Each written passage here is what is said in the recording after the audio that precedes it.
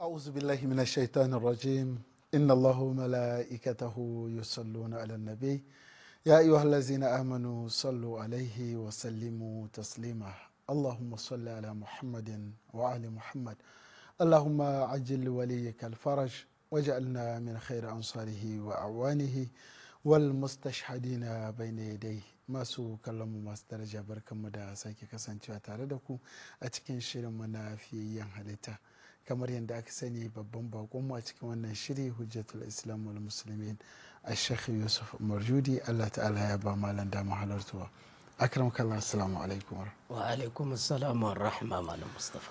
to masha Allahu masu kallon mu kamar yadda aka gani muna tare da malam da fatan za a kasance tare da mu tun farkon shiri har karshen shi domin a ji ci gaban bahasin da muka fara kamar yadda aka saba insha Allah za mu je hutu wanda in muka dawo za mu koma wajen malam a ci gaba da kasancewa tare da mu. Wilaya TV hasken jagoranci mai daɗin gani da saurari zuwa ga ilmantarwa, tunatarwa da faɗakarwa.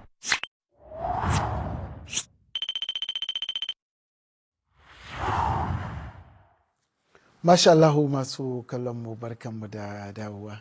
Akar makalla satin da ya gabata kuna mana bahasi cikin sabon maudu'in mu waɗanda suka shayar da manzo Allah sallallahu alaihi wa alihi wa sallam to kuma sai lokaci yayi halin shi bismillah kuma أعوذ بالله من الشيطان الرجيم بسم الله الرحمن الرحيم الحمد لله رب العالمين والصلاة والسلام على محمد وآله الطيبين الطاهرين اللهم صل على محمد وآل محمد وعجل فرجهم السلام عليكم أسعد الله أوقاتكم بكل خير Malam Mustapha kamar yadda kuka yi ishara cewa muna kokari ne mu yi bahasi akan waɗanda suka shayar da ban tafiya alkhatam sallallahu alaihi wa alihi wanda a zaman da ya gabata mun fara so kuma sai ya zama cewa lokaci ya yi muna halin shi akwai abubuwan da ya kamata a ce na yi ishara da nuni ya zuwa gare su kafin ya zama cewa na ɗaura bahasi ɗin daga gurin da muka tsaya akwai bahasi tsakanin malamai cewa mata nawa ne suka shayar da uban tafiya alkhatam sallallahu alaihi wa alihi wannan bisa ɗabi'a dama za a samu zantuka mabambanta a gurin malaman nan la kawai mutum yana da buƙatar ya yi bincike ne saboda ya kai ya zuwa ga ra'ayin da dalili da hujja suka fi taimako wa dalili da hujja kuma wanda zai iya tsayawa gaban Allah subhanahu wa ta'ala ya zama cewa ya kare kanshi da shi ba dalilin da zai zama cewa ko dai ba dalili ba ne a duniyar karatu ko kuma wani abu ne da ya gina shi akan zato da tsammani ba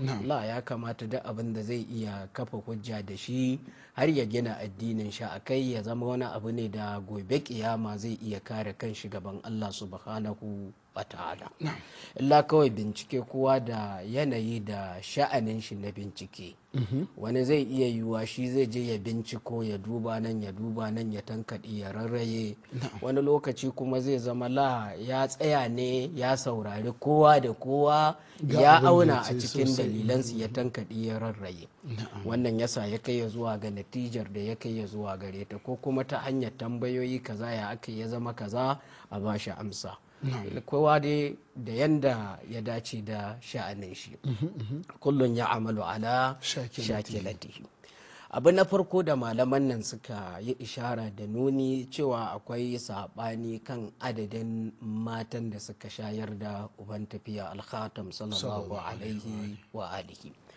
wannan malamin ya ce yuqalu annahu sallallahu alaihi wa sallam irtada min thamaniyatin minan nisa'i وقيل من 10 بزيادة خولة بنت المنذر زي تيمكا وأسكامنا وأم أيمن أول من أرضى رسول الله صلى الله عليه وسلم ثويبة أي بعد إرضاع أمه له كما سيأتي wa Thuwaiba hiya jariyatu ammihi Abi Lahabin wa qad a'taqaha hina basharathu bi wuladatihi sallallahu alaihi wasallam.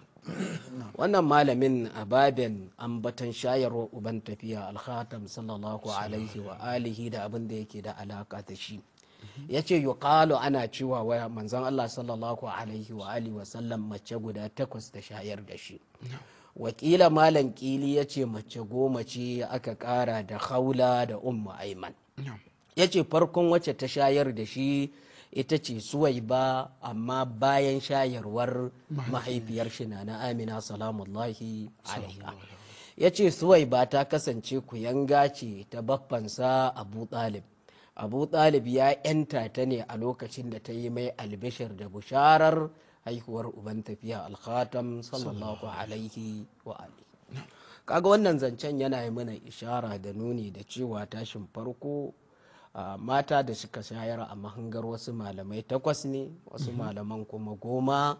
Farkon wacce ta shayar bancin bandana na Amina salamullahi alaiha ita ce Suwaiba, kuma shayarwar ta yi ta ne bayan ta kai ma Abu Lahab bushara haihuwar uban tafiya al-Khatam sallallahu alaihi wa alihi, wanda saboda farin ciki da murna ya zama ya 'yanta ta.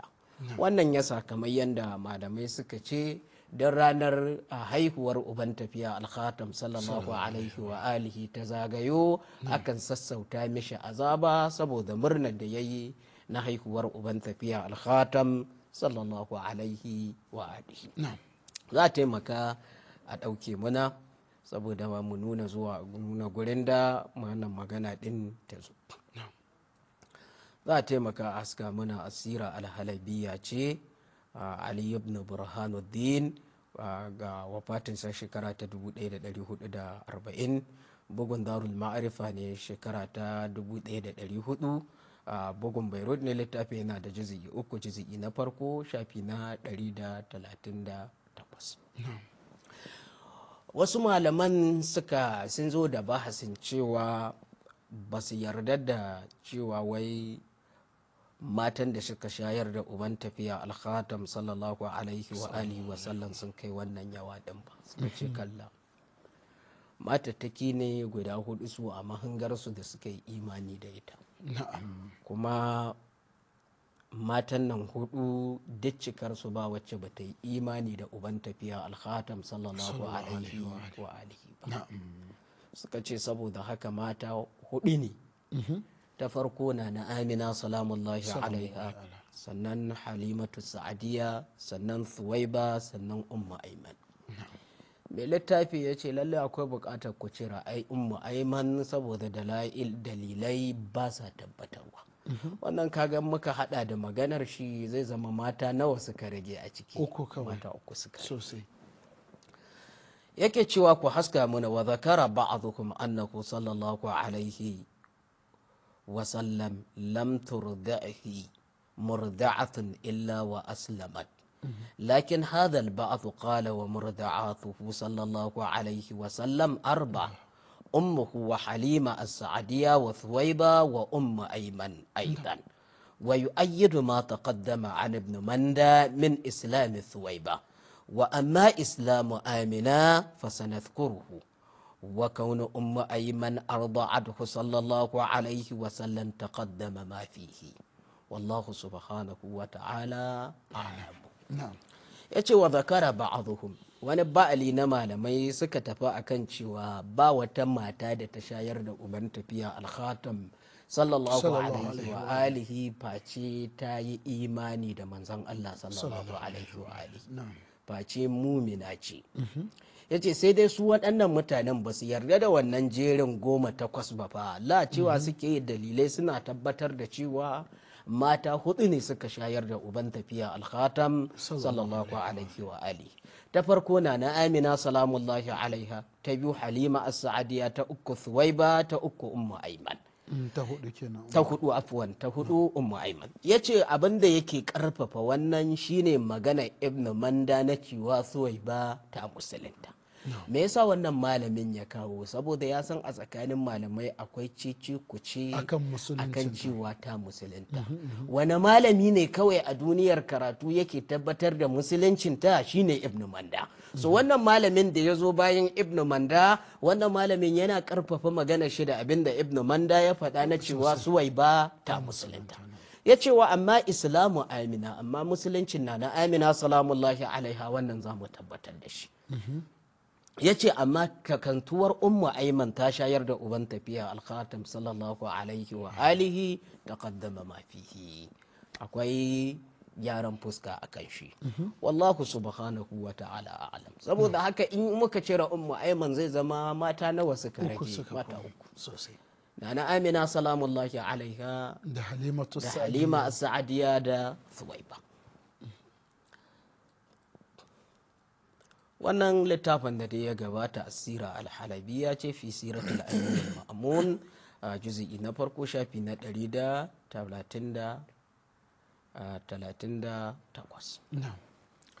Malam Mustapha, wannan zai zama cewa mun wadatu da wannan, illa kawai bahasi shine a makarantarmu ba ka ga cewa insafi bahasi ne tsakanin 2 da 3 sosai.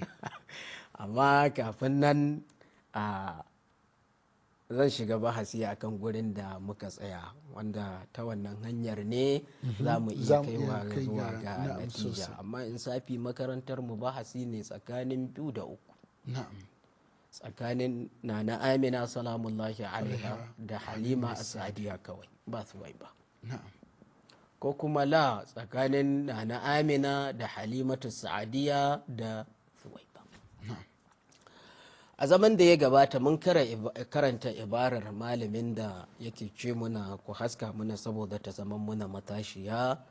Wa kanat Thuwaiba maulatu Abi Lahab ibn Abdul Muttalib arda'at an-nabiy sallallahu alaihi wa sallam ayyaman qabla an ta'khudhahu Halima min labani ibn laha yuqalu lahu Masruh.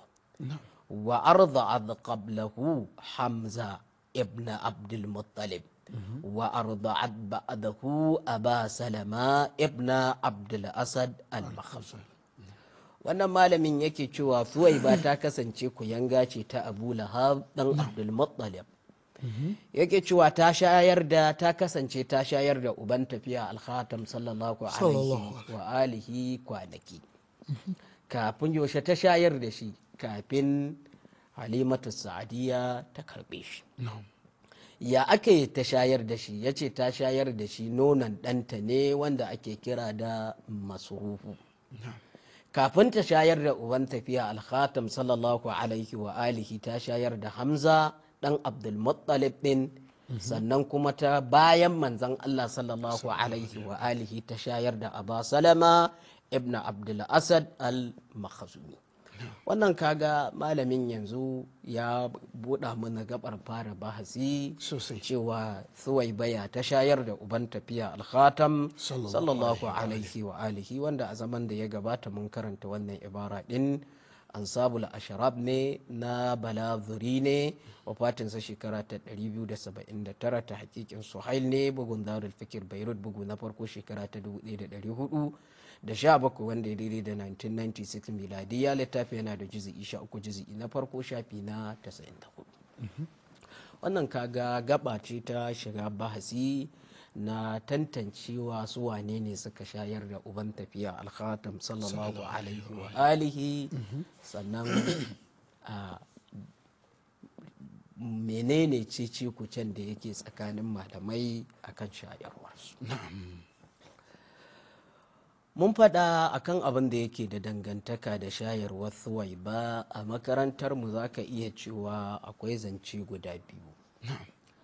Zance na farko ya tafi akan abin da malaman sunna suka rubuta ba tare da ya yi la'akari da abubuwan da suke gaba da baya ba, waɗanda za a iya kawo ishkali, ko kuma ya yi la'akari da su amma bai zama la'akari da ya zurfafa ba.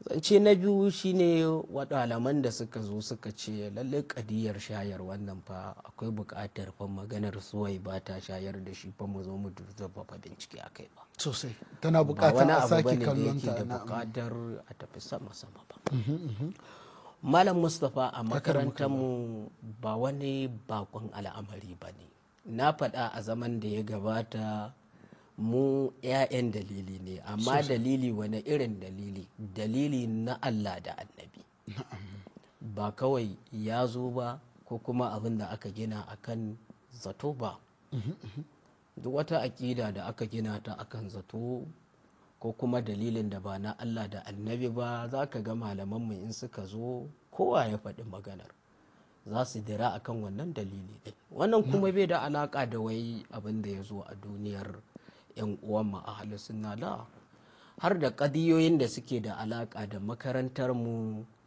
za ka ga cewa ba kawai don wani ya faɗi wata magana ba kawai sai ka karba kawai shi kenan sai a ce masha Allahu ya faɗa la za ka ga cewa wani abu ne da malamanmu ma damar wannan mas'alar ba daruri ba ne daga cikin daruran musulunci ba to kowane malami in ya faɗa muna da buƙatar ya tabbatar mana dalilan shi bai yi ba kuma za a yi mishi naƙadi kuma za a yi mishi gyaran fuska wannan kuma yana cikin sirri alhaku wal insafu na ci gabar makarantarmu da kuma daɗinta sosai gaske duk mutumin da bai san ana wannan ba insafi bai san daɗin makarantarmu ba tabbas wannan yasa makarantar take da daɗi take da yanci kuma yasa gaban kowa mutum zai iya faɗar ga imanin na'am ga kaga dama zo kai na kadi ba mushkila wannan yasa ba kuma wai muna yi ma wasu kawai bala har da abin da yake da alaka na da cikin gida ne sosai muna nakadi a kai. sosai barin buga misalin da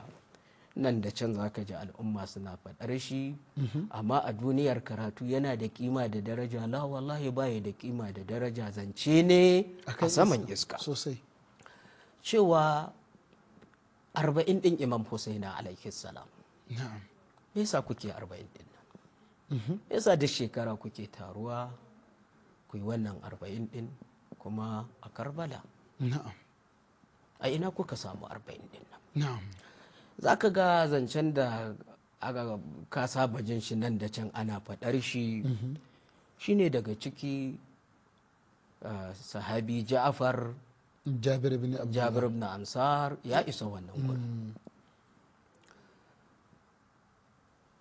sayyida zainab salamullahi alaiha da imam sajjad alaihi salam da wannan tawagar sun isa a wannan gurin wannan wani abu ne da nan da can kana jin ana faɗa na'am amma wannan dalili ne a makarantar mu la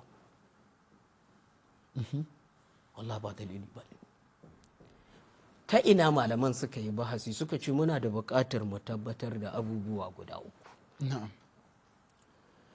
na farko da gaske ne ranar 40 din sun tafi shi jabir ibn abdullahi al-ansari ansari ya isa gurin kuma da a ranar gaske ya haɗu da su sayyida zainab salamullahi alaiha da imam sajjar alaihi salam tambaya ta farko tambaya ta biyu muƙaddara da gaske sun isa wannan me suka yi magana suka yi ko aiki suka yi aiki aiki iya ina ne yake zama hujja gurin dogaro da shi wanda muna da buƙatar mu tabbata sosai iya ina yake zama hujja na'am na uku aikin su ma asasan hujja ne ko ba hujja ba na'am waye ce addinin musulunci dan sun yi aiki sunan shi addini na'am da kuke da bukatar duk shekara ku zo ku yi taron Allahumma illa in an hudda imamu sajjad malam Mustapha kaga wannan tambayoyi ne da malamai na'am suke. sosai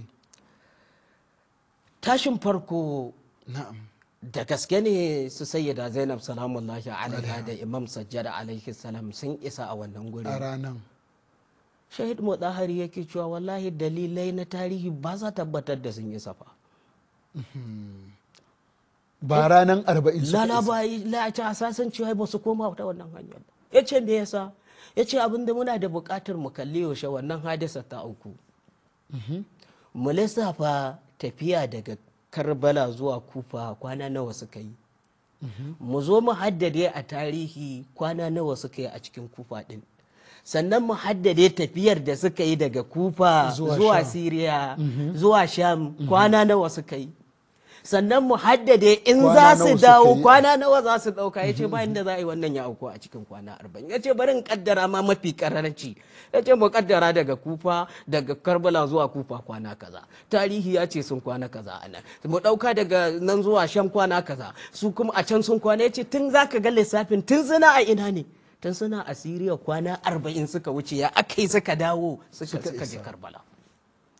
Ya ce balma a sasan a ka'idar tafiya a wancan lokacin in suna so su koma madina suna da bukatar su bai ta karbala ko akwai wata hanyar da za ta kai su madina. Wannan ni ina buga misali ne, wannan yasa shahid madahari ya ce wallahi mu ce sun tafi tun isa karbala kwana 40 wani abu ne da dalili da hujja ba ya taimakon shi. Malam Mustapha wannan kaga kadiya ce a makarantar mu kuma wadda take kaman tana da ƙarfi sosai sosan gaske. Amma wannan yasa kuma duk malamin da ya zo bayan shahid mudahar yana da bukatar ya ansa wannan iskalin nashi, a amsa mai tambayoyi ne sannan saboda lissafi ya bai da bukatar ya kawo wani abu la ku lissafa da zai yi da ai wannan tafiyar a kasa cikin kwana 40 har su dawo, kuma tare da la'akari da kwana nawa suka yi a Kuba da kwana nawa suka yi ina a Sham da kuma hatta ita Siriyan kanta kwanan su nawa kafin baro. Wasu malaman suka zo suka ce wallahi mu kara da gaske sun tafi sun dawo. Aikin Jabir ba mu da wani dalili da ya ce hujja ne. Aikin Sayyida Zainab shi ma ba mu da wani dalili da ya ce hujja ne. Aikin wane ne hujja shine Imam Sajjad alaihi salam da ka cire. Suka ce wannan fi'il ne, fi'il me yake yi? Fi'il bai da baki. Ƙarshe abin da yake nuna 40 farko daidai ce. Amma ya aka yi duk bayan 40 aka zo ana wannan taro. Na'am. Da wani dalili aka daddara sosai. Saboda haka kana da buƙatar wani dalili da ba wannan ba sosai. Wannan yasa kaga mun yi imani da 40 din nan, amma da wannan dalilin la wannan dalili ne alhaq wal insaf a saman iska. Da wani dalili ne da ba. A saman iska ba dalili bane. In kuma mutum da shi ya dogara wallahi bari saboda ba hujja bane. Na'am. Wallahi ba hujja bane malam Mustafa. Amma da wani dalili wannan ba hasin shi a muhallin shi, wannan kawai na buga misali ne. Yawa to saboda kar mu tafi a waɗansu ba su fahimci ba sai akwai wani dalili da aka dogara da hadisi tabbatacce mai tabbatar da yin 40 amma ba wannan wanda amma Jabir ibn Abdullahi ba aikin Jabir ba kuma dawowar su daga sayyida Zainab salamullahi alaiha, wannan in mun yarda sun warware iskalin shahid mutakari sannan kuma su warware shi ba har yanzu ni ban gamsu da jawabi su ba, ban ce ba su warware ba, amma insafi ne ban gamsu ba, ban gamsu sun warware ba saboda suna da bukatar lissafin da yayi insafi su kalla. Amma me yasa muke hadisi ne tabbatacce a gurin mu nayi ba wannan ba, saboda haka wanda ya gina aikin shi akan wannan a duniyar dalili yana nuna ya gina ibadar shi akan menene saman iska. Wannan na buga misali ne wannan saboda in yi ishara da nuni mu kadiya a makarantar mu matukar ba wani abu ne da zaka ce daruriyatud dini ba, kila kaba sallah 5 a yini hijabi da sauransu, zaka ga wani abu ne da la wallahi ana da bukatar dalili kuma malami yana da yanci ya kwankwashi waɗannan dalilan. So kaga maganar suwai ba ta shayar baya daga cikin wani daruriyatud dini, saboda hakan ga ana iya jijjiga shi. Na'am. Wasu malaman suka zo suka yi wuce sama. Me yasa na kawo wannan? Saboda wani zai iya cewa ai wasu sun wuce sama, ce wallahi la mushkila to sun ma maza dan sun wuce. Me yasa suka wuce? Kamar yanda wasu da yake fila amil agalan malamai fa a makarantar mu ba sa kafa hujja kan 40 da abin da na faɗa fa. In ma sun faɗa ne ta babin ilzami ne fa, cewa wanda ya yarda cewa aikin Jabir hujja ne na zaman shi sahabi da sayyida Zainab sahabiya to ga su ma sun tafi. Wannan ta babin ilzami fa, wa illa malamai ba sa kafa hujja da shi. Wannan awamun nasu ne suke kafa hujja da shi mu. So abin da yake da alaka da shayarwa ayatollah subhani da ya zo a nan yake cewa la wala bahasi a makarantar mu bahasi ne kan mata 3 suka shayar da manzon Allah. Na'am. Da mahaifiyar shi da mata guda 2, ta farko Suwaiba, ta biyu Halimatu Sa'diya. Wannan kaga ayatollah subhani a nan ya ƙara takaita mana bahasi kamar yanda malamin sunna ya takaita muna akan ra'ayin masu cewa 4 ne ya cire muna 1 ya bar muna 3. Yahud da Ummu Aiman. Na'am. Allah subhanahu yake cewa wa amma rida'atihi sallallahu alaihi wa alihi wa sallam ku haska muna faqad irtada'a min ummihi thalathata ayyamin thumma arda'athu imra'atan huma ثويبة مولاة أبي لهب إذ أرضعته لمدة 4 أشهر فقط وقد قدر النبي صلى الله عليه وآله وسلم وزوجته خديجة عليه السلام هذا العمل لها حتى آخر حياتها فأكرمها وأراد أن يعتقها فأبى أبو لهب وكان يبعث إليها بالسلع حتى وفاتها كما أنها أرضعت من قبل حمزة وأبا سلمة ابن عبد الله المخزومي فكانوا إخوة في الرضاعة ayat Allah subhanahu yake cewa amma shayar da uban tafiya alkhatam sallallahu alaihi wa alihi inda za ka yi bahasin shi a makarantar mu to bahasi ne tsakanin mahaifiyar shi ta shayar da shi kwana 3 sannan da wasu mata guda 2 da suka shayar da shi amma sauran 7 din nan gaba ki ɗaya ka cire su a cikin lissafi ya ce ta farko Suwaiba wacce ku yanga ce ta Abu Lahab saboda ta shayar da shi a mudda ta wata 4 manzon Allah sallallahu alaihi wa alihi da matashi na Khadija alaihi salam sun girmama wannan aiki din da ta yi har zuwa ƙarshen rayuwar ita Suwaiba din manzon Allah sallallahu alaihi wa alihi wa sallam ya girmama ta kuma ya so ya yanta ta amma Abu Lahab saboda kiyayyar shi da addini ya zama cewa bai amince ba manzon Allah sallallahu alaihi wa alihi wasallam ya kasance yakan tura mata da kyauta har ya zuwa ƙarshen rayuwarta yake cewa kamar yadda yake Suwaiba kafin manzon Allah sallallahu alaihi wa alihi ta shayar da Hamza ta shayar da Aba Salama saboda haka waɗannan yan uwan manzon Allah sallallahu alaihi wa alihi ne na shayarwa wannan kaga Atilla subhani ya ƙara takaice muna cewa abubuwa guda mata 2 ne in kuka cire mahaifiyar shi Suwaiba da kuma Halimatu Sa'diya.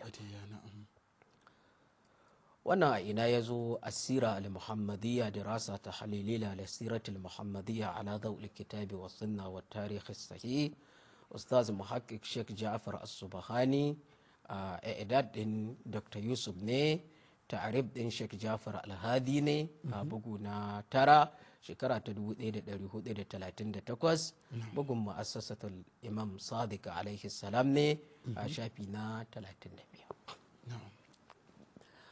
Malam Mustapha wannan kaga kadiyan mu mai sauki ce saboda haka bahasin mu kan mahaifiyar uban tafiya al-Khatim sallallahu alaihi wa alihi wannan mun riga mun yi ishara da nuni ya zuwa gare shi a zaman da ya gabata illa kawai haddadewa kwana nawa ne so san gaske sannan mu zo cewa Suwaiba da gaske ta shayar da shi na'am sannan mu zo Halimatu Sadiya ya ta karbe shi so san gaske ya uku so san gaske saura muna da wani alaka da su kalla ba mu da wani alaka wannan dai su ne mafi muhimmancin abin da ya kamata abubuwan da suke da kima da daraja wa illa saura ba sa da bukatar mu yi bahasi a kansu to insha Allah idan ya mun kai gaba kenan sai mu je la mushkila muka dawo sai mu daura daga gurin masu kallon mu masu daraja da fatan bahasi ya kayatar kuma ya amfanar kamar yadda aka saba insha Allah za mu je hutu wanda in muka dawo malam zai dora bahasin daga inda ya tsaya a ci gaba da kasancewa tare da mu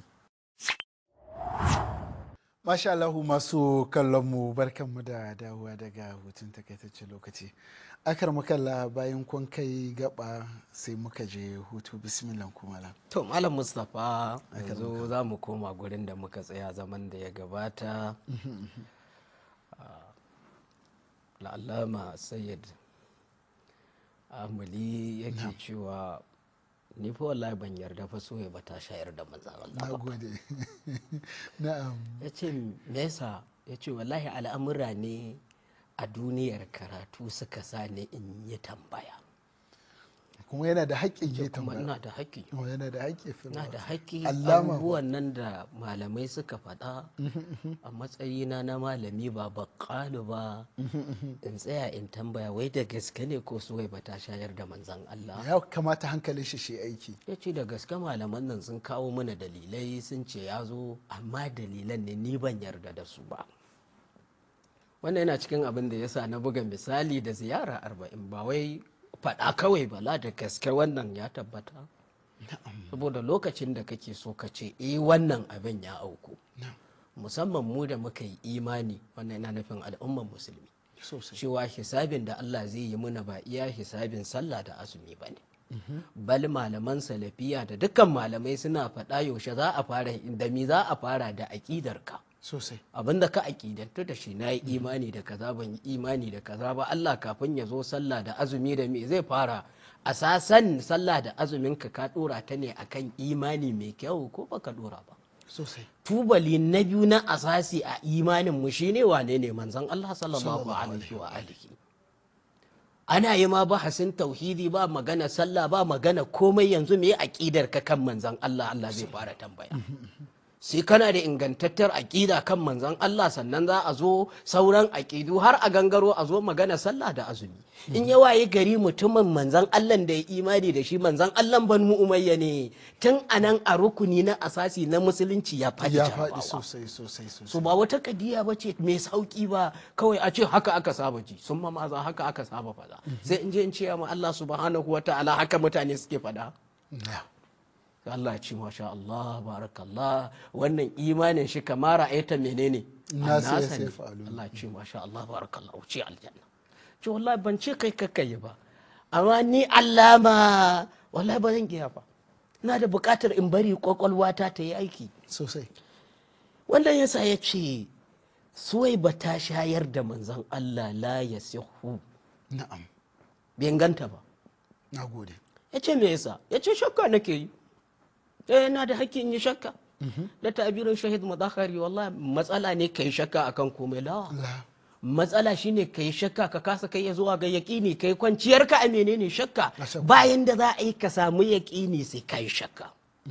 Bayan da za a yi mutum ya natsu sai ya rude sosai. Ce ina shakka. Me yasa kake shakka?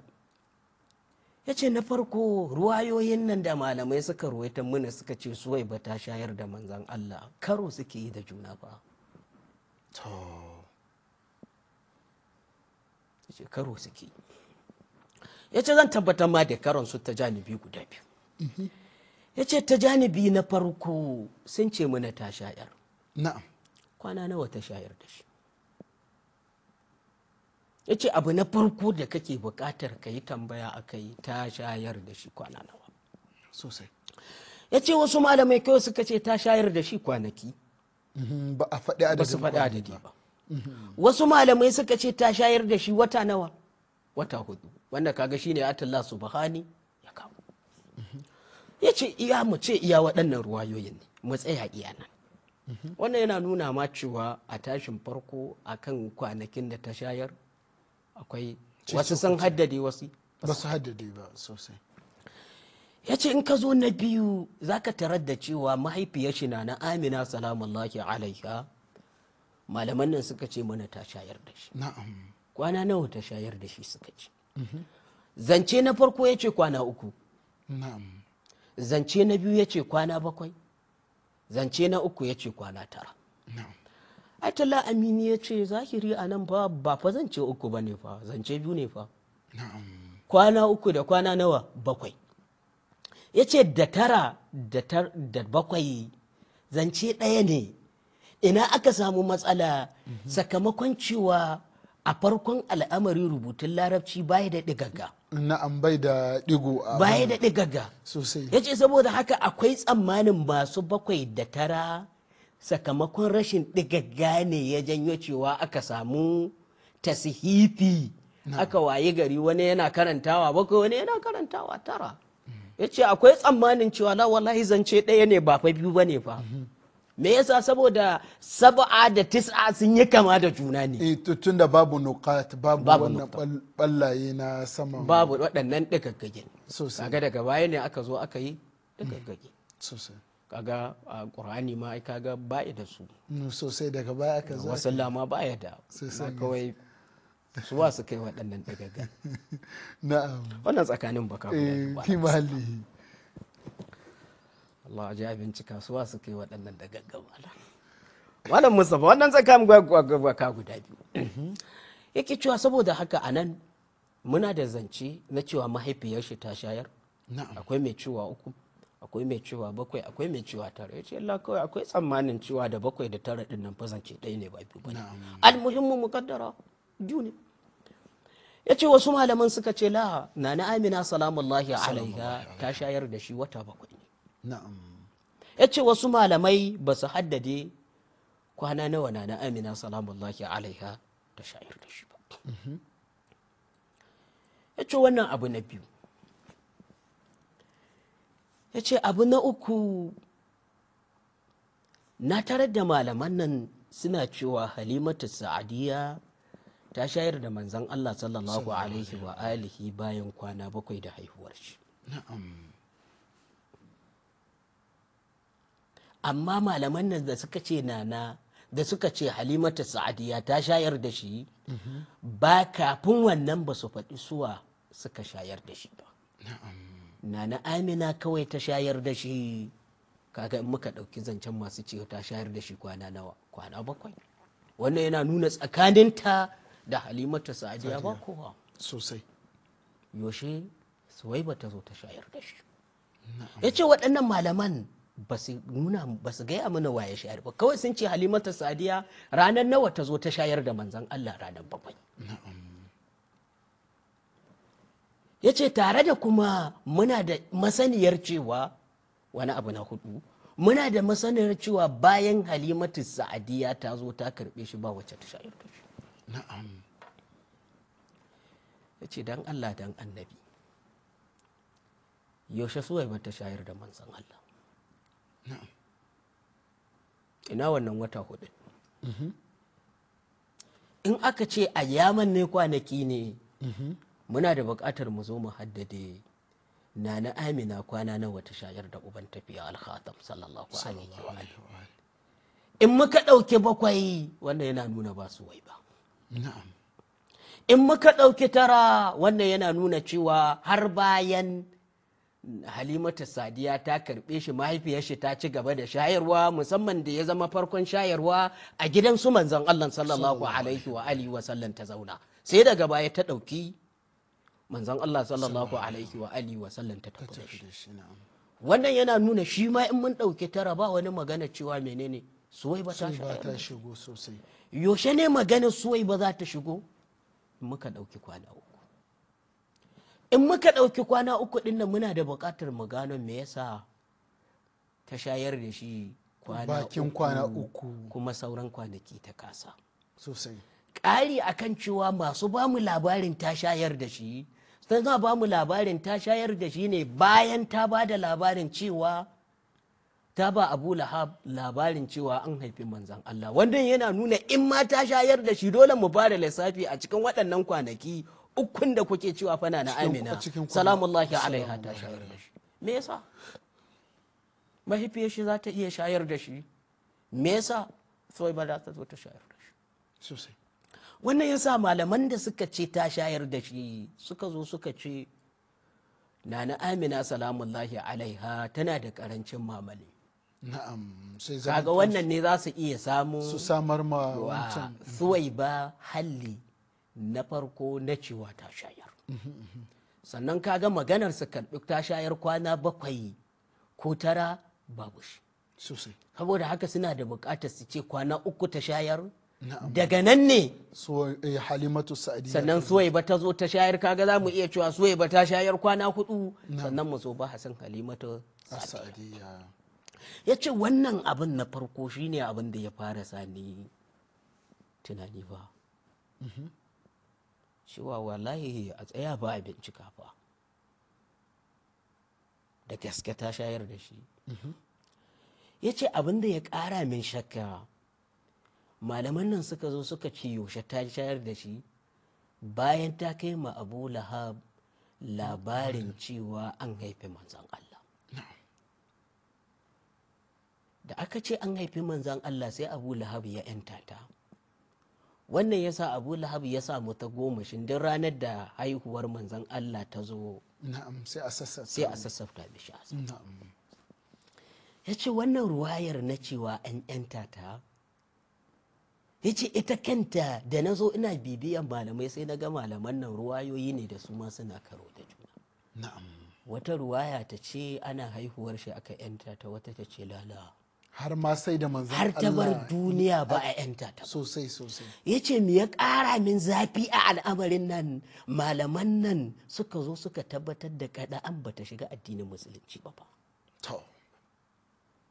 Alhali kuma manzan Allah ya yi addu'a kada ka bari wani fajiri ko fasiki ya yi min wata gatan da zai zama yana da ni'ima a kaina. Ya ce to ya za a yi ya zama cewa akwai wata ni'ima da ta yi a shayar da shi mahaifiyar shi bata da ruwan mama, wai kuma malaman nan suka zo suka tabbatar mana lalle mata nan bata yi imani ba. Ya za mu yi da wannan addu'a ta manzan Allah? Allah bai karbe ta ba. Suka zo suka ce mana da an inta ta an sauta ibada, an sassauta mai azaba. Tashin tambaya da wani dalili Abu Lahab ya yi murna, dan Allah ya yi ko kuma saboda dan uwan shi ya haifu? Idan saboda dan uwan shi ya yi, me yasa Allah zai mishi ta goma shi? Saboda ai ba san dan shi yayi ba, Allah yana karba aikin da ba idan shi fa. Idan saboda Allah ya yi, Allah yana ba mushriki lada ne a aljanna, a lahira yana yi musu, ko kuma tun a duniya yake biyan su. Yace to waɗannan abubuwan su suka sa ni nace kai ni wallahi ban yarda su ba ta shayar ba.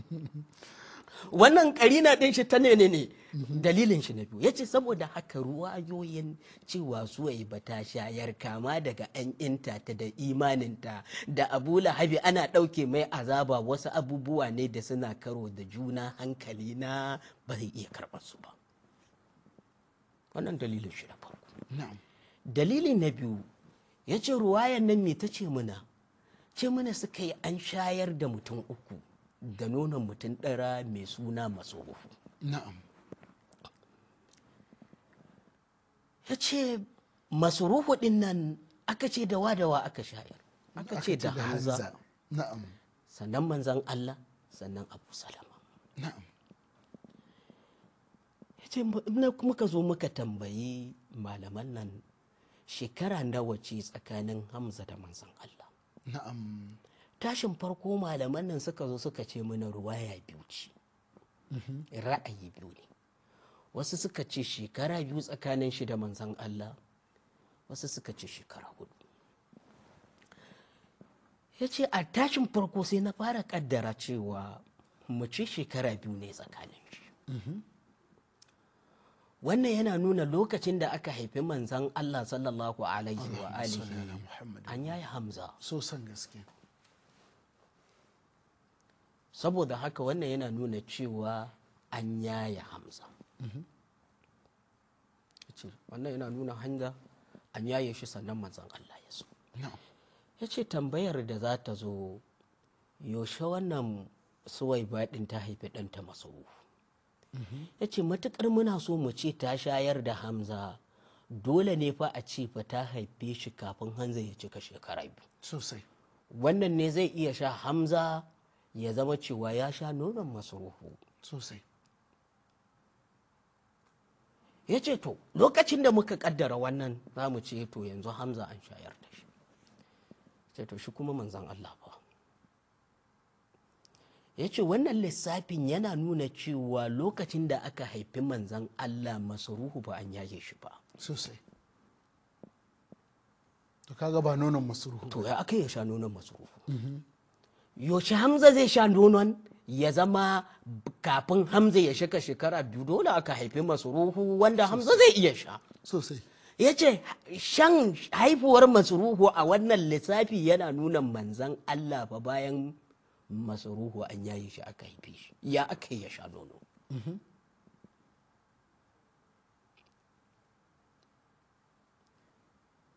Wani ya ce la, bayan Hamza an yaya Hamza sannan aka haifi Masruhu. Ya ce in ka wannan kaddara ya ce wallahi bayan da za a ce mana kuma Hamza ya sha nonon Masruhu. Saboda Hamza sai da aka yaye shi sannan aka haifi Masruhu, ya aka yi suka zama yan uwa. Ya ce wannan abu na farko tambaya ta farko cewa akan shekara 2 ne. Ya ce amma in muka ɗauki shekara 4 ne, wanda ya ce wannan musiba ta fi yawa sosai, saboda kada'an wannan gyaran fuska ɗin cewa kada'an lokacin da aka haifi Hamza in dai tsakanin shi da manzon Allah shekara 4 ne, wannan yana nuna Hamza ya yi lokaci da Masruhu, amma manzon Allah so ya bata shayar da shi kalla ba ta shayar da shi, saboda ai ba zai yi ba. Balantana a zo a ce har bayan shi ta shayar da wani wai sunan shi Abu Salama.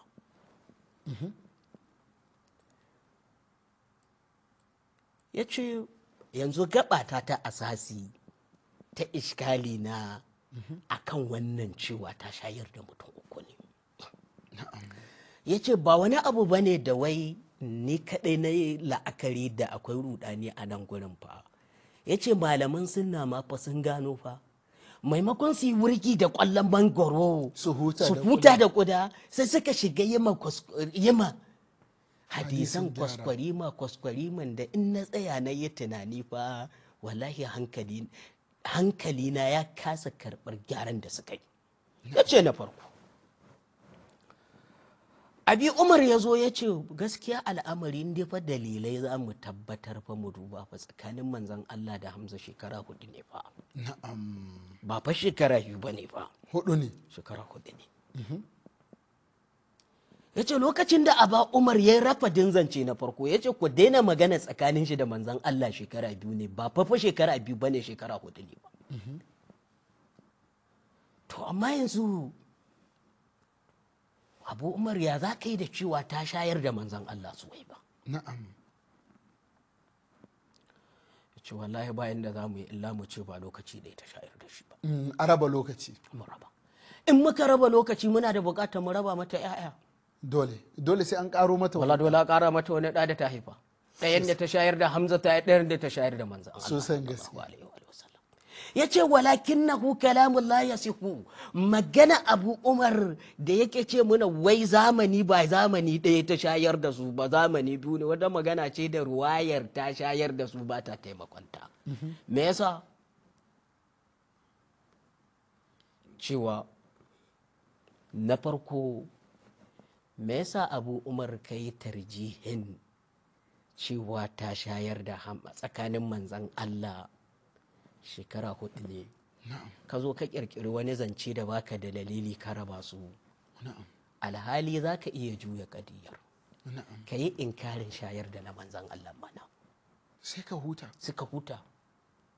Ta shayar da Hamza da Masruhu la mushkila, amma ta yaya ka rajjaha ta shayar da Hamza kuma ta shayar da manzan Allah? Alhali za ka iya inkari abubuwa ne guda biyu, kana da bukatar ka yi inkarin ɗaya. Na'am, sai ka karbi daya, amma ka hada su tare ba zai yi ba.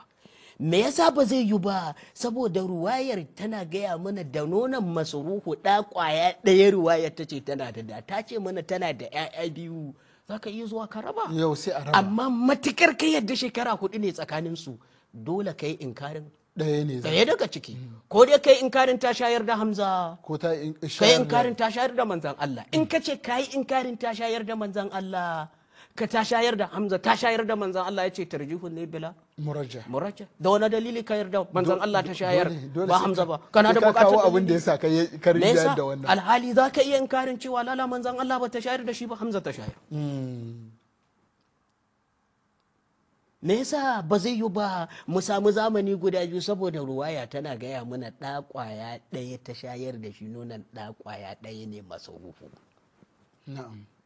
Da a ce yanzu akwai wani dalili mai nuna cewa ta shayar da su, tana da 'ya'ya guda biyu, ta shayar da Hamza da ɗaya, ta shayar da manzan Allah da ɗaya, sai a ce wannan iskali ɗina na farko an warware.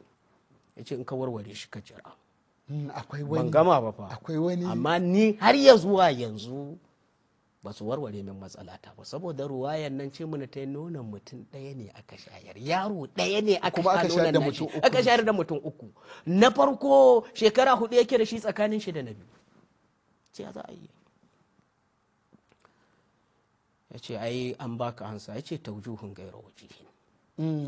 Ya ce muhibbuddini a tabari ya zo ya yi ba, ya ce wala kai wala akwai haɗari fa, akwai buƙatar mu yi tarjihin wannan al'amarin fa, saboda ba fa zamani biyu ta shayar da su ba.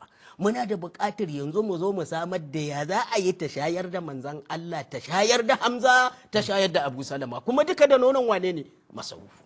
Dole mu rawa ga zai. Dole ne mana. Wallahi dole yace gaba da me yasa ba za su iya wurgi da kwallon mangoro su huta ba. Sosai, kuma muhibbuddin kwakwalwar shi tana aiki, yana bari. Yace to yanzu ta yaya za mu yi? Ya ce mu ce Hamza a shekarun ƙarshen shi ta shayar da shi. Na gode. Hamza yana gab da a yaya Hamza. Aka kawo mata shi. Aka haifi Masrufu. Ana haihuwan Masrufu sai aka kawo mata Hamza ta shayar. Ya ce kaga yanzu mun fitar da Hamza a cikin lissafi an shayar da shi. Na'am. Ya za mu yi da manzon Allah sallallahu alaihi wa sallam.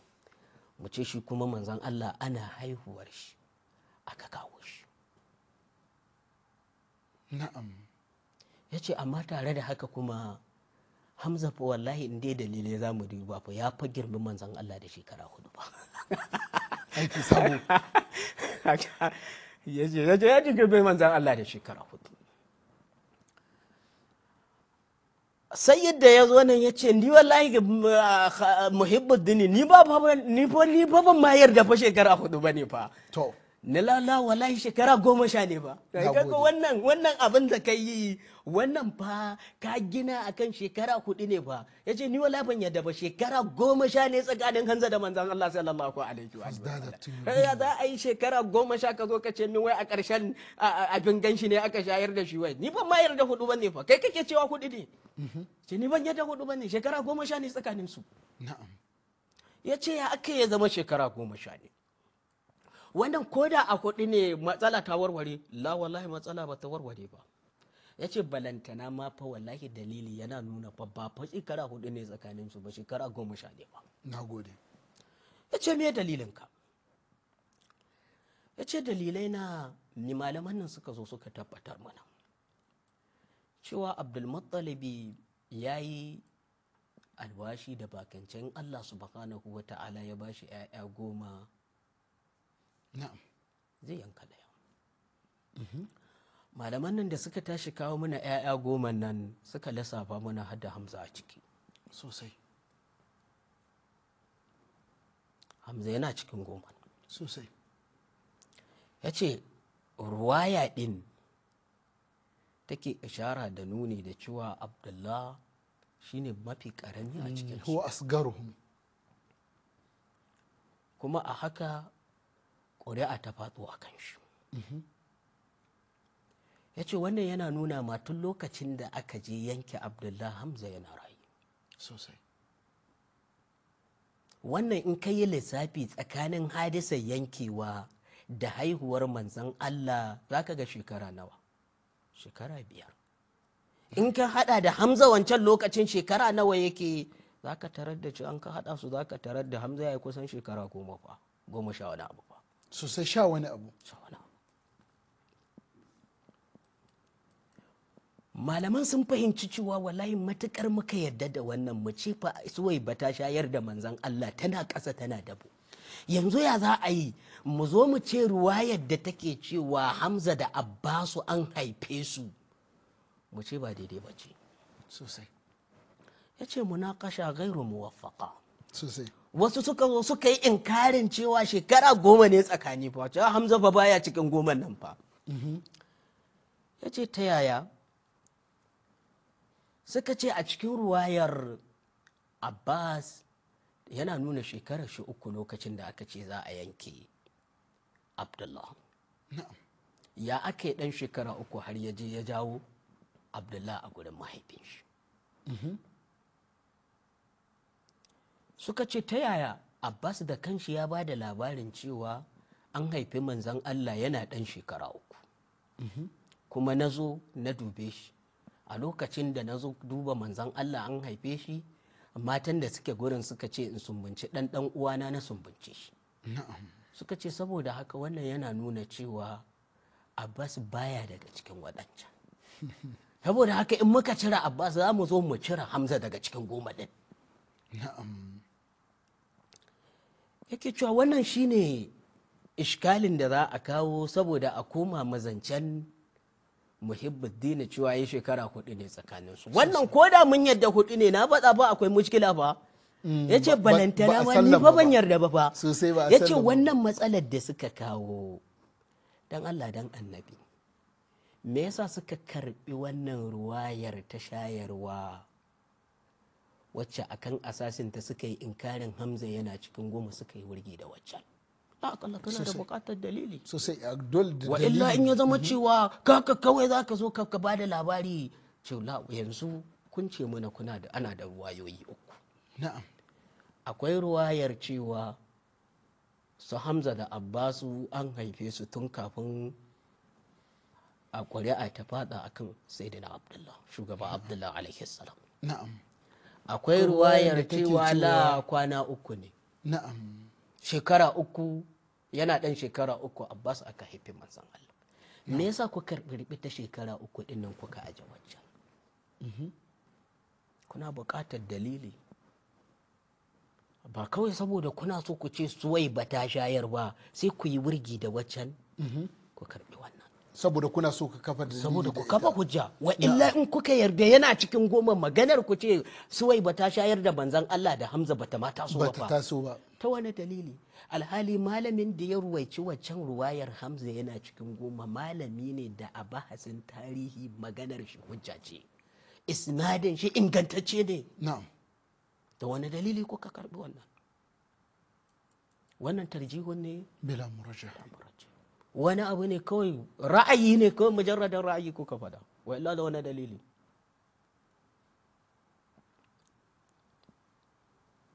yace saboda haka lokacin da muka zo muka ayyada wannan yasa ya ga akwai buƙatar ya tabbatar cewa ruwayar da take cewa Hamza yana cikin waɗanda aka haifa 10 nan na farko ta fi inganci akan cewa baya ciki bayan ya gama tabbatarwa ya ce wannan yana nuna ma shekarun Hamza da Abbas lokacin da aka zo yanke shugaba Abdullah alaihi salam shekara 8 zuwa 10 ya ce lokacin da ka hada da shekara 5 bayan wannan kadiyar aka haife manzan Allah wanda yana nuna shekara 13 zuwa shekara 15 Hamza yake da ita na'am yace saboda haka ta ina kuka samu cewa shekara an shayar da su a tare mai shekara 13 zuwa 15 ne aka shayar da su tare yace wasu malaman sun lura da iskali na fa sun gano shi sai suka zo suka ce yayan Abdul Muttalib ba yaya 10 bane yaya 13 ne na'am saboda yanzu in aka kawo 13 kaga dole Hamza da wannan ta shayar la wallahi ba fiyar saboda Hamza da aka haifa tun kafin a ƙuri'a ta fada kan shugaba Abdullah alaihi salam na'am yaushe aka shayar da shi yace wannan yasa suka zo suka ga wallahi ko buƙatar wallahi su ƙara ma Abdul Muttalib wasu ƴaƴa guda 3 su ce da Hamza da Abbas daga baya aka haife su na'am wanda kaga lokacin da aka haife Abbas aka haifi manzan Allah Abbas da girman shi ba wani magana shekara ba wai magana shekara 3 ba musamman ba mu a makarantar mu babba ne sosai da girman shi sosai tun da lokacin da aka karbe abin nan raƙumma wa ya zo ya kawo labari Abbas ya zo ya kawo labari sosan gaske Abbas ya zo ya kawo labari sosai wanda yana nuna dan shekara 15 ne malam Mustafa ba wai maganan la wallahi ba maganan shekara 3 bane wa ya zo ya kawo labarin an karbe raƙumma din Abdul Muttalib shi ya dauko da gudu ya zo da Abbas ya zo da kafafun shi akan doki ya zo malam Mustafa na'am wanda kun ga yana nuna cewa har yayi wayon ya hita wajen gari fa la ya da girman shi malam Mustafa so san gaske ya ce saboda haka wallahi ni fa ban yarda wallahi suwai ba ta shayar da su ba me yasa saboda ruwayan nan tana ce mana mutum 3 ta shayar ɗaya shekara 15 ɗaya yanzu gashi nan, sannan aka zo aka ce mana masruhu ne kuma yaushe aka haife shi, lokacin Hamza aka haife shi ta shayar da shi, wannan yana nuna tsakanin shi da manzon Allah 15. na'am. lokacin manzon Allah aka haife shi ta shayar da shi. To ka kuma bata shayar da Hamza ba, da yake suna nuna mana kaman lokaci yayi, ban san ba. To malam Mustapha yanzu ba na gama kawo dalilan shi ba ne, wannan maqta'a ta farko zama mai zuwa za mu dora sauran dalilan shi. wannan a ina ya zo? as-sahihu min siratin nabiy al-a'zam sallallahu alaihi wa alihi, aska mana sunan littafin al-allama al-muhaqqiq as-sayyid Ja'far Murtada al-Amuli, bugu na 5 shekara ta 2005, wanda ya daidai da shekara ta 1425, a bugun markazal islami lidirasat ne juzi'i na 2 shafi na 150 zuwa shafi na 157. zama mai zuwa muna da lafiya za mu kawo sauran abubuwan da suka sashe ishkali, ya yi kokwanto a kan cewa lalle bai yarda cewa suwai ba ta shayar da uban tafiya alkhatam sallallahu alaihi wa alihi ba. Muna godiya sosai. Kuma masu kallo su karbi ra'ayin shi bala za su iya zuwa su bashi amsa, kuma su yi mishi nakadi sosai. Muna godiya sosai, mala Allah ya bada lada. Masu kallon mu masu daraja, da fatan bahasi ya kayatar kuma ya amfanar insha Allah. Kamar yadda aka saba za mu je hutu, wanda in muka dawo za mu bude layi domin ku ba da gudunmuwarku. A ci gaba da kasancewa tare da mu. Masha Allahu, masu kallon mu barkanmu da dawowa daga hutun takaitaccen lokaci. Akar makalla yanzu kuma lokacin masu Malam Mustapha su yi hakuri, na zaci yau za mu gama da maganar shi Sayyid Ja'far, amma ma al'asab ban kammala ba, su zama mai zuwa insha Allah. To insha Allah akar makalla, kuma muna ba da hakuri ga musamman 'yan uwa masu turo sakonni.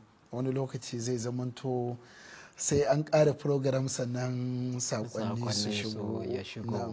To muna ba su haƙuri sosai. Da waya din insha Allah za su kama shirya al'amura din kafin ya zama mun fara bahasi ta yadda zai zama sakon ya shigo lokacin. Wa alaikum assalam wa rahmatullah. Haka kana tare da alwilaya, barka da wara hakan. Madalla, ina gaida malam Mustafa Garba. Muna godiya sosai malam. Kuma ina gaida a Sheikh Yusuf Umar Judi a ita bai da gaisuwa. Malam yana tare da ku. Allah saka da alkhairi. Haka dai muna da gaisuwa ne kawai da jingina, da kuma dai wai akwai karin maganar Hausa. Na'am. Karin maganar Hausawa da ke cewa wai in farauta ta ke kawai kunkuru ma sai tsere wa karen kashe yake faruwa da mutanen mu. Na'am. Ya su za su faɗi magana su yi tuka su yi warwara. Na'am. Sannan dai da muna kuma dai isar da muna da jin daɗin shirye-shirye, muna haɗuwa muna kallo da wai da fahimtun mu ba ɗaya ba. Dan yanzu aka mu da muke kallon dan shi'a ne da dan izara da dan kadiriya muke hata muke kallon nan. Na'am. To da haka dai muna isar da godiyar mu da Allah kuma ƙara hasken makaranta. Alfarman Sayyida Zahra salamullahi alaiha. Sannan muna gwada addu'o'in ku, Allah kuma ya ba mu ikon ganin gaskiya da jinta. Allah ya tabbatar da mu, Allah ya riko da hannu. Sunana Ahmad Bitongo daga Bajoga. To Malam Ahmad daga Bajoga, muna godiya sosai. Allah ta'ala ya karfafe mu baki daya. To amin amin, muna godiya sosai, muna godiya sosai. Allah ya karfafi zumunci. Amin amin. Insha Allah muna godiya sosai. Allah ya sanya mu cikin masoya manzon Allah sallallahu alaihi wa sallam gabaki ɗayan mu, shi'ar mu da sunnar dariƙar mu da salafiyar mu da shi'ar mu, alfarman manzon Allah sallallahu alaihi wa sallam. Assalamu alaikum wa rahmatullah. Wa alaikum assalam wa rahmatullahi malam Mustafa. Barka malam, ya haƙuri ya al'amura. Alhaji Abu ne? Alhaji Abu Talata Mafara. To barka da shigowa Alhaji Abu. Na'am, ina gaida malam Yusuf Bibi, Allah saka da alheri. Malam yana tare da ku. Nagode a kwarai. Kuma gefe daya a madadin yan uwan Talata Mafara da Zamfara, har wala wa yau dai muna daɗa jin daɗin mu da godiya da samun sai da zara salamullahi alaihi. Salamullahi ala maulati. Na'am, kawai kullum malam da ala ɗaya hasidin jiran Allah. Dan tambaya ki dangane da sunan ma'aiki alaihi salatu wassalam. Bismillah Alhaji Abu. Na'am, abu abul kasim din shi abul kasim ne ba a sawa ko hada kasim din ba a sawa. Na'am. Tambayin ya na'am. Na'am. Tambayin ta fito kuma. sosai Yawa sosai sosai. malam. Na ba su da Allah mana ɗaya hakuri da mu ɗalibai ne neman sani muke. Na ba da Muna malam, godiya Alhaji Abu, kwarai, haka malam, ne Allah insha saka Allah. alkhairi. A tashi lafiya. Godiya muke Alhaji Abu, alkhairi ya kai ga dukkanin yan uwana talatan mafara da kuma na zamfara da ka ambata insha Allah. To haka da makalla kun shi tambayin shi Sosai sosai. maganan Naji shin tambayar shi Abu Kasim ne abba a sa ko kuma dai Kasim din ne insha Allah. To bari mu karanta sakon Sa'idu zan Bomo ba da amsa daga baya insha Allah. insha Allah. Sa'idu Bomo Zaria yake cewa assalamu alaikum Mustapha Garba da mai jawabi Sheikh Yusuf Judi, muna muku fatan alkhairi. Malam Sa'idu Bomo Zaria muna godiya sosai, Allah ta'ala ya karfafi zumunci. Sai to muna da wani bisalai. Assalamu alaikum wa rahmatullah. Wa alaikum assalam wa rahmatullah. Malam Mustafa. Malam Al'amin, kamar kun yi baki ɗaya da kai da Kabiru ana haka kuka shiga gaiba. Ko ya zama suna kira ba a saba sa daga malam. Lallai dai kam. Amma dai muna muku fatan alheri wallahi. Alkhairi ya kai ga masoya manzan Allah duk inda suke. Alfarman manzan Allah. Sallallahu ta'ala alaihi wa Allah alihi. Mustafa ya farin cikin mu. Alhamdulillah, Allah ta'ala ya ƙara haskaka mana. Gaisuwan mu da fatan alherin magare ku da kuma Malam Yusuf Judi. Allah ta'ala ya haɗa ku da Saida Zahara. Salamullahi ala maulati. Hakika muna farin cikin da ba iyaka akan wannan bahasi da ake ta gabatarwa. Allah Kuma ya amfanar da mu. shaida ne ko a gaban Allah wato wannan makaranta ta gidan manzon Allah ta isar da saƙon da manzon Allah ya bari. Na'am. Mu shaida ne. Mhm. Kuma ya rage mana ko mu ɗauki hanyar da manzon Allah ya bi. Na'am. Kuma mu ɗauki hanyar da shaidanu makiya annabi suka bi. Mu dai muna fata Allah ya tashe mu tare da manzon Rama. Sallallahu alaihi wa alihi. Na'am. Akar makallahu wannan bahasi akwai contradiction da yawa a ciki. Sosai. A wajen malaman ahalin sunna din. Saboda yanzu mu kaddara a yanda ya zuwa sahihin tarihi cewa ‘ya'yan Abdulmuɗallabi guda 10 ne. Na'am. Kuma a jerin da suka kawo kamar yadda kuka ce, shi Sayyidi Abdullahi shine karami. Na'am. Kuma da alƙawarin da Sayyidi Abdulmuɗallib ya yi, in Allah ba shi ‘ya'ya 10 ne, Zai yanka ɗaya. Biyan guda ɗaya wa Allah.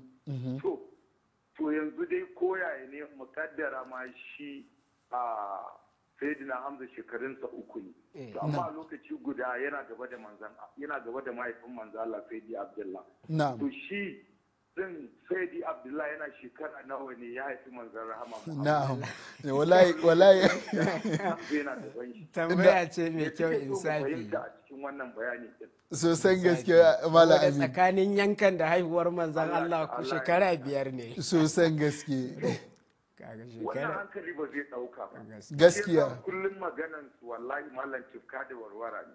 Mu dai muna roƙa Allah ta'ala ya gafarta wa kurakuransu kuma Allah ta'ala ya sa ɗan uwa su gane tsarkakakken wannan tafarki na manzo Allah da Allah. Sallallahu alaihi wa gudu tare mu tsira tare.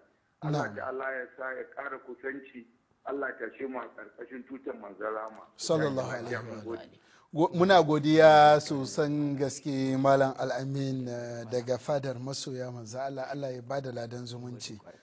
To insha Allah Malam, muna da sako daga wannan dan uwa daga Niger, namban shi na karshe 4731 yake cewa assalamu alaikum masoya sayyidina rasulullahi sallallahu alaihi wa alihi wa sallam da kuma sayyida Fatima Zahara, ina muku fatan alkhairi. Sako daga Suleiman baban Amin kenan. Muna godiya ba Suleiman. To muna da wani bisa layi. Assalamu alaikum warahmatullah. To ana ce muna kiran shi a katse insha Allah, da fatan malam zai sake kira. To malam sai sako daga to muna da wani bisa layi. Assalamu alaikum warahmatullah. Wa alaikum salam wa rahmatullah. Malam Mustafa Garba, barka da kokari. Barka Malam Ibrahim Mukhtar, ya al'amura ya haƙuri. To malam alhamdulillah, malam Allah ya saka da alheri, malam Yusuf Judi Allah ya saka da alheri. alfarma sai da zahara salamullahi alaiha. Saboda na ji malam Yusuf Judi a kan ta magana a karshen kalamin shi na cewa zai ya so ya kare ki wannan ba a wannan.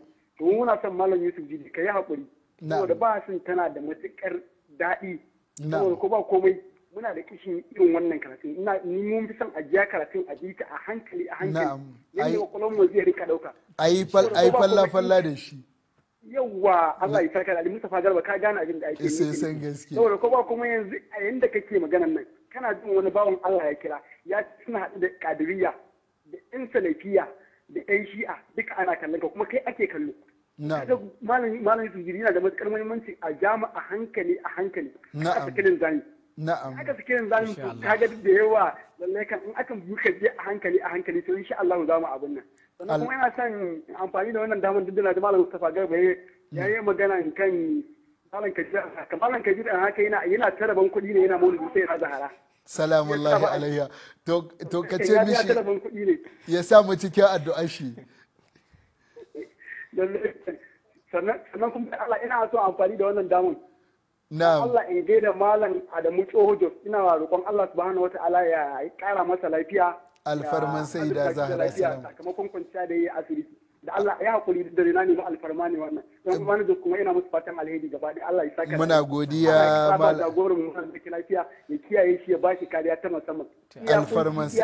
Allah ya kabar mu da jagoran mu malam don alfarman sai da Zahra Allah salamullahi alaihi godiya muke malam Ibrahim Mukhtar Allah ta'ala ya bada lada insha Allah kenan Muhammad Kabir ana haka ko baka turo min kuɗi ba sai ka sani cikin addu'a insha Allah da insha Allah malam muna da sako daga Mukhtar daga Fataskum kenan yace salamu alaikum Mustafa ka isar min da sakon gaisuwa ta ga babban bakon mu Sheikh Yusuf Judi to insha Allah malam Mukhtar malam ya ji saƙon gaisuwanka kuma Allah ta'ala ya ƙarfafi zumunci to sai saƙonmu to muna da wani bisalai assalamu alaikum wa rahmatullah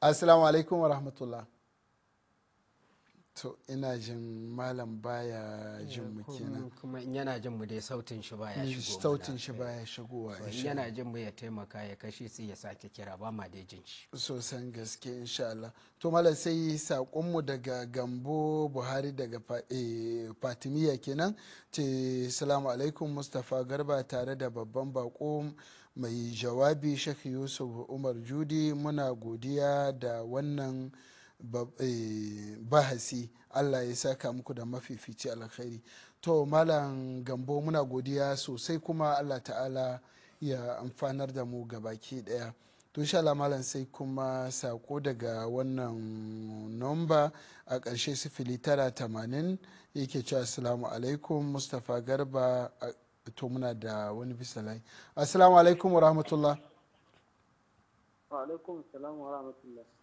Malam Ibrahim barka da shigowa. Barkan ku da haka. Yawwa Malam Ibrahim kaga kai ma yanzu na rike sautinka. Bismillah. Sunana Malam Ibrahim da Kabauci. Ai na faɗi Malam Ibrahim barka da shigowa. Masha Allah. Kace dan yi tsokaci ne akan batun da kuka yi na kuna ce iya annabi da sauran wayannan lissafa rana. Na'am. Kamar ce dan annabi Nuhu. Na'am. A dan annabi da matan annabi Nuhu. Da baban annabi Ibrahim. Da dan annabi Nuhu. Na'am. To Allah shi ba wanda ya ce masa ga abin da zai yi sosai shi yana abin da ya ga dama ne ayan koyan sun tabbatar da haka Allah shi yana abin da ya ga dama ne sosan gaske misali lokacin da babban sa ya rasu wani kenan babban sa Abu Dalib aha to bismillah ko ayan ta sauka Allah yake ce masa shi bai isa shi da wani ba Allah yake shi ne shi da ba lokacin rasuwan shi ne ta sauka tabbas isnadin ayan kowane tafsiri kuma na baka ka je ka duba kowane tafsiri. A'a kai dai za ka faɗa mini tun da ai yanzu kai ne ka kawo. In akwai sai ka haska mana tafsirin ka ce tafsiri kaza ta ce ba haka bane wannan ayan ba ta suka kan shi bane. La waɗannan ruwayoyin da ka faɗa ingancin su bai tabbata ba Malam Ibrahim, ci gaba ina sauraron kan kaga ma zan baka amsa. Shi Allah fa alil ma yuridu ne. Allah shi fa alil ma yuridu ne. Ba wanda isa ya sa wani Allah ya yi kaza da yi kaza ba ya yi kaza da yi kaza babu wanda isa. Ba wanda isa. Kana ka annabi ma ce kawai shi da isa mabantana ku ce wannan na wuta ko ba wannan Allah shi ne yake sa wanda ya gada ma wuta ya sa wanda ya gada ma aljanna. Kuma Allah ya gaya ma ya kai iyayen annabi wuta. Wannan karantarwa Allah ne ya faɗa ya ce iyayen annabi suna wuta a wace aya alƙur'ani ce. To shi ne ka tambayan ka Allah ne ya ce maka iyayensa ba sa wuta ka kawo ayan. Sosai mana Allah ya ce saboda Allah ya ce baya yin azaba sai ya aiko da manzan Allah. Ka gaya min wani manzan Allah aka aiko musu da Allah zai yi musu azaba. To wani addini suka yi wani addini suka bi gamun suna addini suka bauta. Addini yanzu ka fara bani amsa tukuna. Aya aya alqur'ani ita Allah ya ce ma kunna mu'azzibina hatta na ba'atha rasula ba ma wa kowa azaba sai mun aiko mai da dan sako dan sakon ya isar mishi da sako sannan bai karba ba sannan mu yi mishi azaba. Wane dan sako aka aiko musu? Tabbas an saka da ba Allah ya ce ba al'umman da bai aiko musu da annaba ba yace mu ma da mu zama shaida. Shine ai ka gaya min wanda aka aiko mana na Amina da Sayyidina Abdullahi ne. Allah kuma ka san baya magana warware kansa yace ko ta din mai da aiko mata da manzanni. Kuma mu da mu shaida mu tabbatar da an. Malam Ibrahim karka damu gaya min sunan annabin mana. Gaya min sunan annabi. Ai ga mun suna addini da suka bi kawai addini da kawo da suka bi ai. Menene? Addini da suka bi me suna addini da suka mu addini suna kai lokacin mutanen Makka kan bautan gumaka suke manzala zan same su. Sai ka zo gani ke bautan gunki da shiga aljanna. Wa ya gaya ma duk wanda yake maka a wannan lokacin bautan gunki yake yi? Aya alqur'ani ce? Gaya mun sosai ma. A ina wace aya alqur'ani ta ce duk mutumin da yake maka yana bautan gunki? Sosai ma. Shine ka gaya min aya ai ni ba hafizu kulle bane ni ba da malam Mustafa shi hafizu kulle ne ni ba hafizu kulle bane ka gaya min wace aya alqur'ani ce wala Ibrahim kai ka kawo min ayan da kake ai ba ni nace akwai ta ba ni abin da nake cewa ba aya alqur'ani da ta faɗi haka malam Ibrahim kai kace akwai ta so kai kamata ka kawo bani ba saboda ka kafa mishi hujja kai malam Ibrahim hujja malam Ibrahim kai kace akwai ta ni ban yarda akwai ta ba malam Ibrahim duniya take sauraren duniya tana gaya mana wannan aya din wace aya alqur'ani ce Malam Ibrahim to Malam Ibrahim ya kashe to Malam Ibrahim muna godiya sosai to Malam ana ce mana kamar minti ɗaya ne saura yawa to shi kaga mun yi ishara da nuni da cewa ba wai kawai aya alqur'ani tana ishara da nuni da cewa wai Allah bai yi musu sako bala bal aya alqur'ani tana tabbatar da imaninsu sosai wanda mun yi bayanin qad naraka hina taqum alladhi yaraka hina taqum wa taqallubaka fi sajidin duka mun kawo wanda masu cewa iyayen annabi suna wuta ba su da wani abu in ba hadisi ba na'am wanda kuma mu iskalin ma akan waɗanda suka ruwaici hadisin ne sosai ba wani ɗan adam da mahaifiyar shi ta haife shi kuma nan gaba ba za ta haife shi ba wanda da sunan alkur'ani zai tabbatar da iyayen annabi suna wuta Allah bai halicci ba wata matar da ta haifi wannan kuma nan gaba ba za ta haife shi ba in dai alkur'ani za a bi bal ma alkur'ani za a bi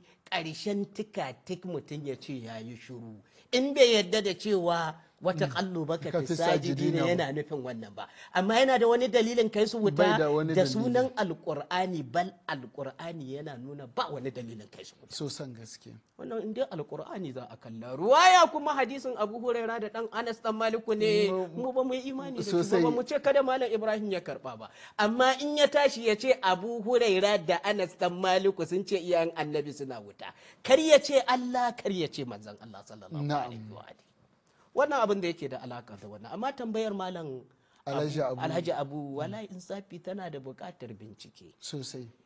da gaske ne ma an faɗi haka in ka hadisin da suke cewa man su me bi ismi fala yukuna bi kunyati wala Allah shine saboda kaga in yawa shi da gaske hadisi din ya inganta dole bahasi sannan in alkunya din ne ba za a saba in an samu Muhammad koko la alkunya za a iya ɗaukar ta a unwanin suna na'am ya zamanto lokacin da za a rada mishi suna a ce Muhammadu Abul Qasim masjo aka yi da ana wannan masjo zai yi haka ko ba zai yi ba kaga wannan duk bahasi ne da insafi ana masjo mutanen mu ba su cika yi ba amma zaka ga wasu kasashe ana yi shi yasa zaka ga akai Muhammad da Ali kaga Muhammad Ali ne akwai Amir Husaini kaga Ali ne da Husaini so in aka yi masjo aka ce Muhammad Abul Qasim a matsayin suna daya shi ma ya shafe wannan ko bai shafe ba wanda insafi yana da bukatar a bincika so zan bincika insha Allah subhanahu wata'ala in ban manta ba so wata rana sai ya zo mana ba da amsa amma yana da bukatar bincike insafi so ba na ba da amsa ba ne zan bincika insha Allah.